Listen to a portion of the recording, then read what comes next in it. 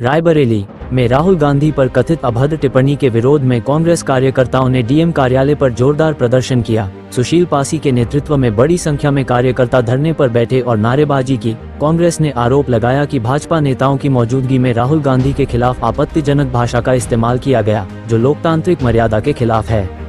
प्रदर्शनकारियों ने जिलाधिकारी को ज्ञापन सौंपकर संबंधित लोगों पर सख्त कानूनी कार्रवाई की मांग की और चेतावनी दी कि ऐसी घटनाओं को बर्दाश्त नहीं किया जाएगा।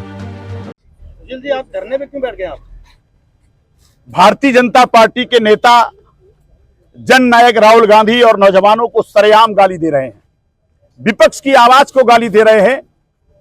जो भारत की आवाज है, जो विपक्ष के नेता है, सांसद है रायबरेली के, ऐसे नेता को सरेआम कानून के सामने गाली दी जा रही है। बाबा साहब अंबेडकर की मूर्ति के सामने गाली दी जा रही है और उनको सरेआम धमकी दी जा रही है कि रायबरेली में उनको घुसने नहीं दिया जाएगा। तो आज कांग्रेस का राष्ट्रीय सचिव होने के नाते मैं कह रहा हूं, ये रायबरेली किसी की जागीर नहीं है। रायबरेली में जननायक राहुल गांधी को 4 लाख से ज्यादा वोटों से जिताने का काम किया है।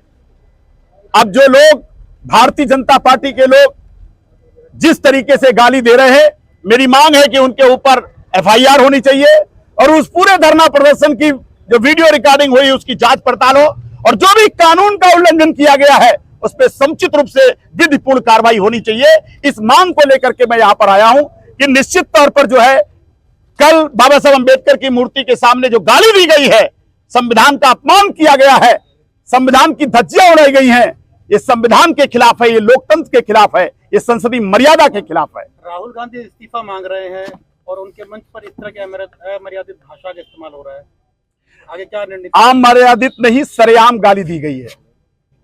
मर्यादा विहीन और संस्कारहीन नेताओं के द्वारा सरेआम ऐसी गाली दी गई है जो राष्ट्रीय पार्टी के नेताओं के द्वारा शोभा नहीं देता है। ये सड़क छाप, जैसे सड़क के गुंडे होते हैं, सड़क छाप लोग होते हैं, वैसी हरकत की गई है और एक संसदीय परंपरा में, लोकतंत्र की परंपरा में ऐसी चीजों को कानून इजाजत नहीं देता है। जिन कार्रवाई होनी चाहिए ताकि भविष्य में किसी संसदीय परंपरा के खिलाफ इस तरह से लोकसभा के नेता के खिलाफ कार्रवाई, गाली दे करके जो किया गया है, हम लोग मांग कर रहे हैं अमित शाह के इस्तीफा दें।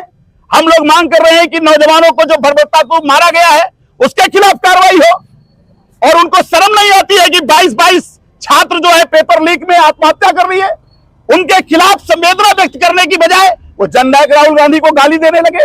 ये कैसा लोकतंत्र बना दिया है? हम उसके खिलाफ आए।